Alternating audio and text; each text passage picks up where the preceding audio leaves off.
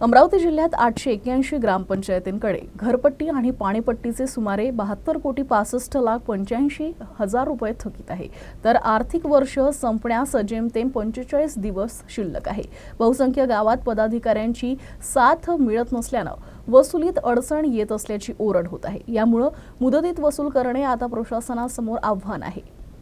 लोकांना नाराज केल्यास मतदानावर परिणाम होईल, कशाला वाईटपणा घ्यायचा म्हणून अनेक पदाधिकारी वसुलीसाठी फारसा रस घेत नसल्याचं वास्तव आहे। परिणामी वसुलीसाठी मर्यादा येतात।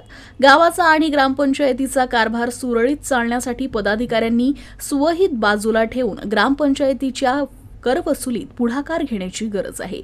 अनेक गावात सामान्य लोक नियमित घरपट्टी आणि पाणीपट्टी कर भरतात, मात्र धनदांडगे कर वेळेवर भरत नाही। आजही अनेक गावात धनदांडग्यांची वसुली थकीत आहे।